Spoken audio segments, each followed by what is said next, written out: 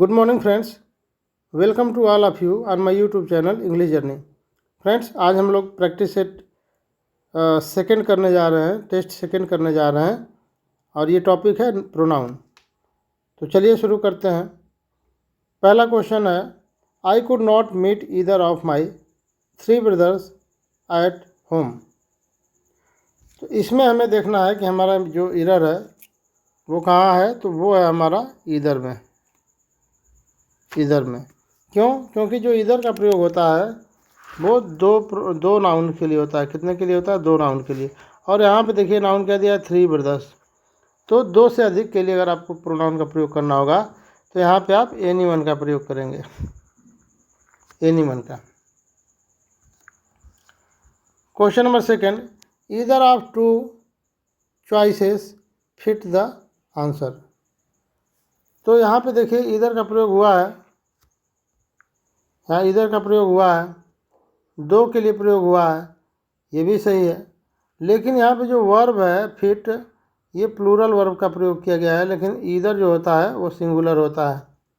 इधर नीदर आपका सिंगुलर होता है, तो इसके हिसाब से ही सब्जेक्ट आएगी। तो यहाँ फिट की जगह क्या हो जाएगा? फिट्स हो जाएगा, फिट्स सिंगुलर हो जाएगा आपका। Question number 3, I who is your captain shall never desert you. तो इसमें जो है प्रोनाउन में मिस्टेक ये है कि यहाँ जो आपका हु है, आई जो है एंटीसीडेंट है, और एंटीसीडेंट के हिसाब से ही आपका जो इसमें वर्ब है उसका प्रयोग करेंगे। तो यहाँ पे आई के हिसाब से प्रयोग करेंगे तो इज नहीं होगा, यहाँ पे आई एम का प्रयोग किया जाएगा। I who am your captain shall never desert you. Desert का मतलब होता है छोड़ना, desert you. Question number 4, any one of the 2 ministers were not valuable for comments.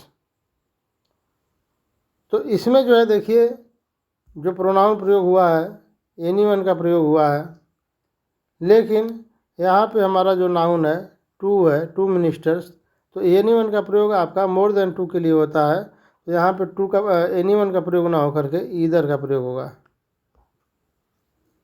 Either. Question number 5, neither of the ways are easy to follow. यहाँ पे देखिए neither का spelling गलत हो गया है, इसको आप समझ लीजिएगा। तो इसमें जो हमारा है वो नीदर हमारा सब्जेक्ट है, और सब्जेक्ट है तो इसी के हिसाब से वर्ब का भी प्रयोग होगा। जो आप वेज देख रहे हैं वेज के हिसाब से ये वर्ब का प्रयोग किया गया है, लेकिन वेज के हिसाब से वर्ब नहीं लगेगा। क्यों? क्योंकि बेसिकली जो आपका वर्ब जो वे है ये आपका ऑब्जेक्ट है, किसका? ऑफ का, ऑफ प्रीपोजिशन का द वे आपका ऑब्जेक्ट है। तो ये सब्जेक्ट बनेगा नहीं, सब्जेक्ट नीदर ही बनेगा। तो नीदर सिंगुलर होता है तो उसके हिसाब से आर नहीं इज लगेगा।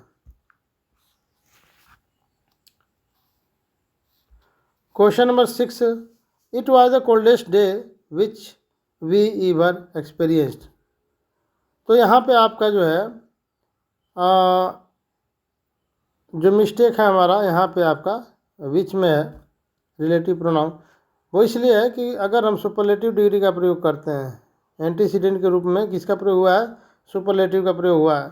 तो जब सुपरलेटिव डिग्री का प्रयोग करेंगे तो वहाँ पे जो रिलेटिव प्रोनाउन होगा वो विच नहीं, क्या लगेगा? दैट लगेगा। Question number 7, that what can not be cured must be insured. तो यहाँ पे जो है आपका इसमें दैट हो मिस्टेक है आपका यहाँ पे। क्यों? क्योंकि जो दैट वाट होता है, जो वाट होता है यहाँ पे, वाट का मतलब जो है खुद ही इसमें दैट इंक्लूड होता है, ठीक ना। What it self means that, तो इसलिए यहाँ पे दैट का प्रयोग करना गलत होगा। Question number 8, it was see that the man blamed for delay. यहाँ पे देखिए, यहाँ पे जो हमारा एरर है वो यहाँ सी में है, सी के बजाय हमारा ऑब्जेक्टिव केस यहाँ पे हर होना चाहिए। ठीक है, क्यों होना चाहिए? क्योंकि यहाँ पे आपका जो है ध्यान देंगे कि यहाँ पे वर्ब है ब्लेम्ड, फिर आपका ये सब्जेक्ट है। ठीक है, तो ये जो आपका दैट है, जो दैट और जो सी एंटीसीडेंट है, यहाँ पे आपका ऑब्जेक्ट की ज़रूरत है, सब्जेक्ट की ज़रूरत नहीं है, इसलिए इसको हमें ऑब्जेक्ट करना पड़ेगा, सी का हर करना पड़ेगा।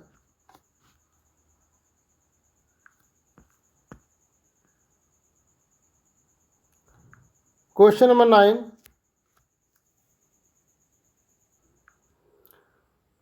ये जो क्वेश्चन नंबर 8 था हमारा, इसको एक बार और आप समझ लीजिए। यहाँ पे जो मिस्टेक होता है, यहीं ज़्यादा हम लोग का मिस्टेक आपको होता है कि सब्जेक्ट होगा कि ऑब्जेक्ट होगा। ठीक ना, तो यहाँ पे मैं एक और एग्जांपल लिख दे रहा हूँ जिससे आप लोग को आसानी से समझ में आएगा। It is him who told a lie. तो यहाँ पे ये समझ लीजिए कि यहाँ पे देखिए, यहाँ पे वर्ब क्या है? टोल्ड है। ठीक, और इस टोल्ड का सब्जेक्ट क्या है? हु है। ठीक है, तो अगर यहाँ पे ये सब्जेक्ट है तो ये भी आपको यहाँ पे एंटीसीडेंट भी आपको सब्जेक्ट ही चाहिए। तो यहाँ पे आपको हिम ना लिख करके यहाँ पे ही लिखना पड़ेगा, तब सही होगा। और यहाँ पे मैं जैसे बताऊँ कि यहाँ पे ये वर्ब है और यहाँ पे ये द मैन सब्जेक्ट है, तो फिर ये ऑब्जेक्ट की भूमिका में रहेगा, फिर ये ऑब्जेक्ट की भूमिका में रहेगा, और यहाँ पे सब्जेक्ट की भूमिका चाहिए थी इसको, तब यहाँ पे सी की जगह आपका यहाँ पे हर हो गया था। तो इसको ध्यान देना है, इसमें कन्फ्यूजन ज़्यादा होता है। Question number 9, he was talking of the man who he said he met in America. यहाँ पे देखिए हमारा जो एरर है ये हु में है, हु की जगह हमारा हुम होना चाहिए था। क्यों होना चाहिए था? इसकी जानकारी के लिए हमको क्या ध्यान देना है? हमें वर्ब का ध्यान देना है। देखिए यहाँ पे एक वर्ब ये है, एक वर्ब ये है और एक वर्ब ये है। तो इस वर्ब का सब्जेक्ट ही है, सैड का सब्जेक्ट ही है। ठीक है, और यहाँ पे टॉकिंग का सब्जेक्ट ही है। तो यानी कि जितने वर्ब हैं इसमें एक वर्ब ये है, दूसरी वर्ब ये है और तीसरी वर्ब ये है। तीनों वर्ब के अगर हमें सब्जेक्ट मिल गए, यानी कि 1 2 3, 3 वर्ब हैं और तीनों के हमारे सब्जेक्ट हैं, तो यहाँ पे जो आप प्रयोग करेंगे, यहाँ सब्जेक्ट की ज़रूरत नहीं है, यहाँ पे ऑब्जेक्ट की ज़रूरत है। जब सब्जेक्ट पूरे हो गए तो यहाँ किसकी ज़रूरत है? ऑब्जेक्ट की ज़रूरत है। जब ऑब्जेक्ट की ज़रूरत है तो हु आपका नहीं होगा, हुम हो जाएगा। हुम आपका ऑब्जेक्ट होता है जानते ही हैं, और हु सब्जेक्ट होता है ये भी जानते हैं, तो इसलिए यहाँ हु की ज़रूरत नहीं है, हमें ऑब्जेक्ट की ज़रूरत है, तो हुम हो जाएगा। She is the kind of lady whom everybody knows is intelligent।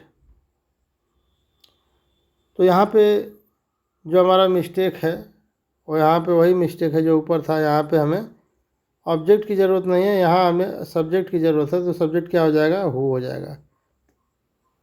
ऐसे इसको भी वैसे ही जान लेंगे।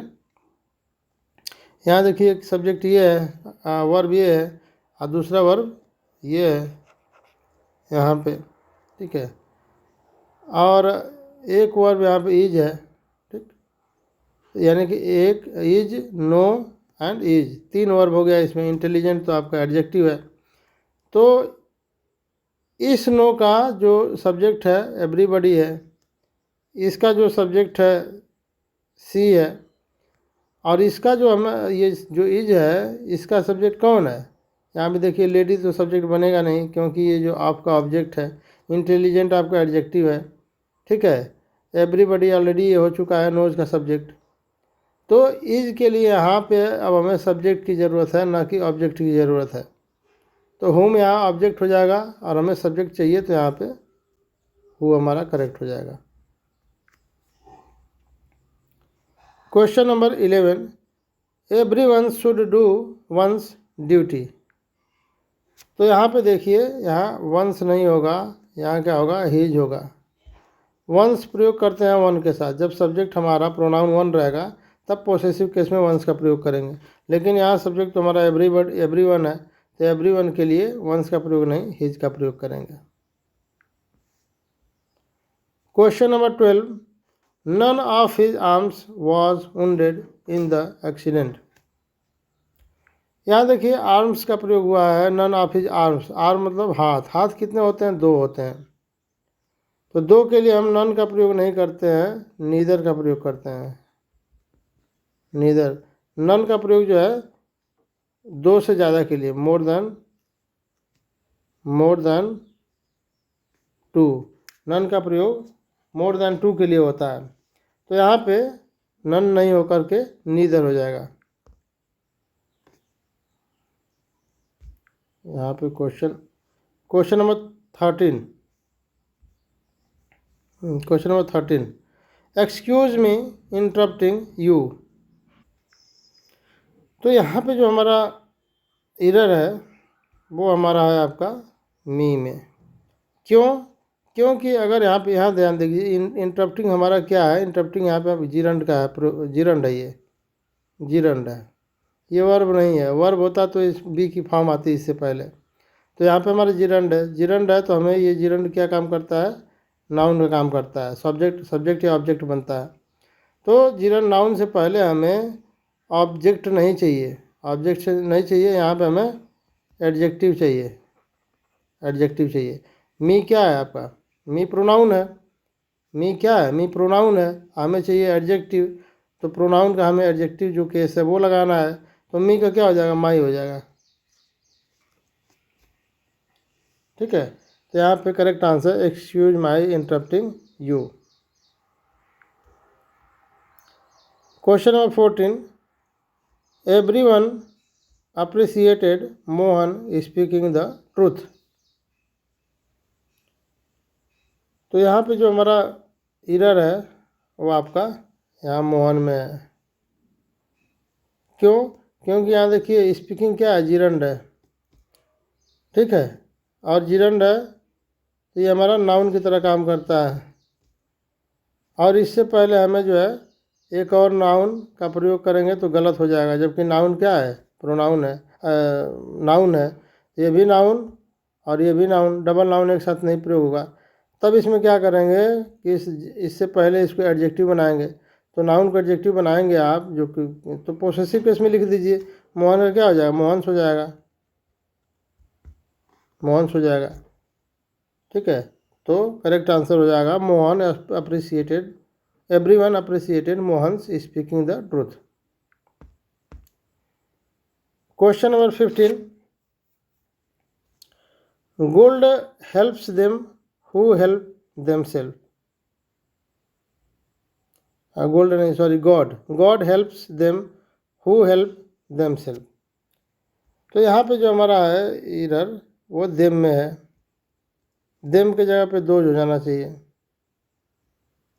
क्यों हो जाना चाहिए? वो इसलिए हो जाना चाहिए कि जो दे होता है, जो दे होता है ये केवल थर्ड पर्सन को शो करता है। किसको? थर्ड पर्सन को। इसमें फर्स्ट पर्सन जो होता है और जो सेकंड पर्सन होता है वो इसमें एक्सक्लूड हो जाता है, बाहर हो जाता है। यानी कि अगर मैं कहूँ कि दे आर गोइंग मुंबई, अगर हम यहाँ लिख दें कि दे आर रीडिंग, लिख देते हैं दे आर रीडिंग। अगर लिख दें दे आर रीडिंग, वे लोग पढ़ रहे हैं, इसका मतलब कि मैं नहीं पढ़ रहा हूँ, आई नहीं पढ़ रहा है और वी नहीं पढ़ रहा है। ठीक है, तो ये दोनों बाहर हो गए और यू भी बाहर हो गया, यू भी बाहर हो गया। ठीक है, यानी कि आई नहीं पढ़ रहा है, वी नहीं पढ़ रहा है, यू नहीं पढ़ रहा है, केवल कौन पढ़ रहा है? दे आर पढ़ रहे हैं, दे आर रीडिंग, वे लोग पढ़ रहे हैं। थर्ड पर्सन, फर्स्ट सेकेंड इसमें बाहर हो गया। तो यहाँ पे देखिए गॉड हेल्प्स देम, यानी कि थर्ड पर्सन का प्रयोग करेंगे तो ये केवल थर्ड पर्सन के लिए एप्लीकेबल होगा। ठीक है, क्या गॉड केवल उन लोगों की मदद करेगा? मतलब दे, यानी कि अगर फर्स्ट पर्सन मेहनत करेगा, ठीक है, तो क्या गॉड उनकी मदद नहीं करेंगे? सेकेंड पर्सन अपनी मदद करेगा, यू पर अपनी मदद करेगा, तो क्या गॉड उनकी मदद नहीं करेंगे? तो इसका मतलब कि वो लोग बाहर हो जाएंगे इस कंसेप्ट से, जबकि ये यूनिवर्सल चीज़ें हैं। तो हमें ऐसे प्रोनाउन का प्रयोग करना पड़ेगा जो फर्स्ट पर्सन, सेकेंड पर्सन और थर्ड पर्सन तीनों को इंक्लूड करता हो। तो वो हमारा है दोज, वो हमारा है दोज। दोज ऐसा प्रोनाउन है जो फर्स्ट पर्सन, सेकंड पर्सन और थर्ड पर्सन तीनों इंक्लूड कर लेगा। Question number 16, this is not yours phone, this is her. तो यहाँ पे जो आपका मिस्टेक है, यहाँ देखिए, ये जो हमारा फ़ोन है, फ़ोन क्या है, हमारा नाउन है, और नाउन से पहले क्या चाहिए हमें, पोसेसिव एडजेक्टिव लगा दीजिए, एडजेक्टिव चाहिए। तो यहाँ पे आपका जो है योर्स क्या है, प्रोनाउन हो जाएगा। योर्स क्या है, ये प्रोनाउन है, और हमें यहाँ एडजेक्टिव चाहिए, तो यहाँ पे योर्स नहीं हो जाएगा, योर हो जाएगा। ठीक है। और यहाँ पे देखिए, यहाँ पे क्या है, हर, दिस इज हर। यहाँ पे हमें कम्प्लीमेंट चाहिए। कम्प्लीमेंट के रूप में क्या प्रयोग करेंगे, नाउन या प्रोनाउन पर प्रयोग करेंगे। तो यहाँ पे चाहिए था हर्स, यहाँ हर्स कर देंगे तो प्रोनाउन बन जाएगा। तो यहाँ हर्स हो जाएगा और यहाँ पे योर्स की जगह योर हो जाएगा। Question number 17, myself is Praveen Soni. तो यहाँ पे आप जानते हैं कि जो रिफ्लेक्सिव प्रोनाउन है वो सब्जेक्ट आपका नहीं बनता है, तो यहाँ पे माई सेल्फ आपका गलत हो जाएगा। तो सही यहाँ पे क्या होगा, सही करने के लिए आप यहाँ आई एम कर लीजिए, आई एम प्रवीण सोनी, ये सही हो जाएगा। Question number 18, the man prepared himself the T for the guest. यहाँ देखिए, यहाँ जो हमारा एरर है, यहाँ देखिए प्रिपेयर क्या है, वर्ब है, ठीक है, और हिमसेल्फ क्या हो जाएगा, इस प्रिपेयर का ऑब्जेक्ट हो जाएगा, और जो ऑब्जेक्ट है उस पर एक्शन घटित होता है, यानी कि वो रिसीवर होता है एक्शन का।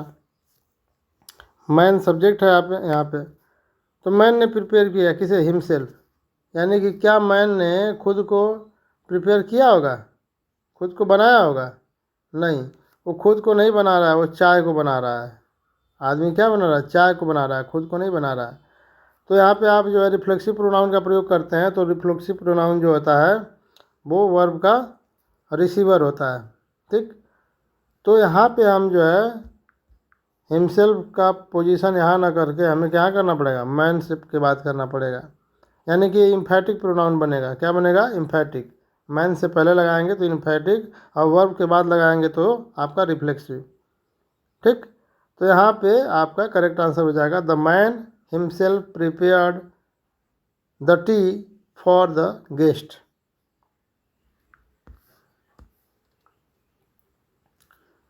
Both the teams fought hard against one another.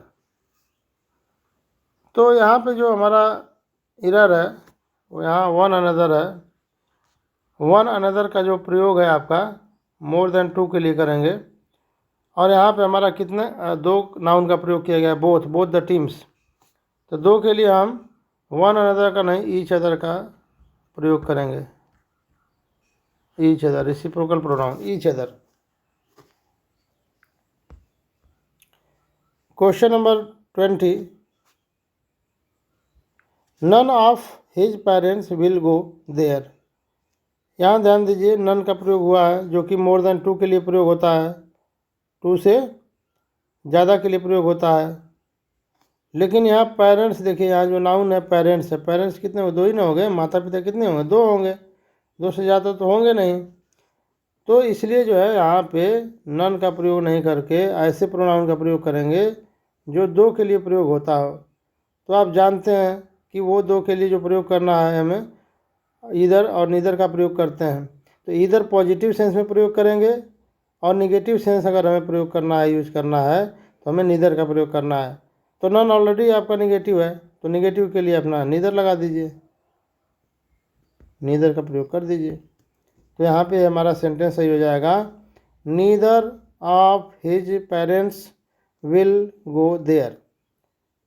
और दो से अधिक के लिए हमारा जैसे नन है, दो से अधिक के लिए हो गया, एनी है, दो से अधिक के लिए यहाँ लिख दे रहे हैं, नन, एनी, आल, फिर आपका क्या हो जाएगा, फिर आपका इसी में, हाँ नन, नन तो यहाँ पे लिखा ही है, नन, एनी, आल, ये आपका दो से अधिक के लिए।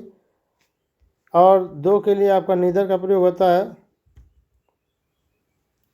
ईदर का प्रयोग होता है। नीदर निगेटिव के लिए प्रयोग होता है, इधर पॉजिटिव के लिए प्रयोग होता है।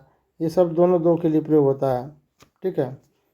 और आपका जो है ऊपर देखे हैं each other, each other, each other, ये भी दो के लिए प्रयोग होगा। और वन अनदर जो है आपका, वन अनदर, ये आपका दो से अधिक के लिए प्रयोग होता है। तो ये हमें ध्यान देना है। तो ये प्रैक्टिस सेट हम लोग का, practice set number 2 pronoun topic का फिनिश हुआ। और नेक्स्ट डे कल हम लोग जो है 3rd प्रैक्टिस सेट करेंगे। और मुझे उम्मीद है कि तीसरे प्रैक्टिस सेट में जो इम्पोर्टेंट जो क्वेश्चंस, हमारे जो कॉन्सेप्ट हैं क्वेश्चंस, वो कंप्लीट हो जाएंगे। और नहीं होगा तो एक और सेट हम लोग करेंगे, प्रैक्टिस सेट नंबर 4, तो उसमें वो फिनिश हो जाएगा। उसके बाद हम लोग जो है एडजेक्टिव का टॉपिक करेंगे, एडजेक्टिव के क्वेश्चंस उठाएंगे। तो आई होप कि आप लोग को ये समझ में आया होगा। Thanks to all of you for watching my videos.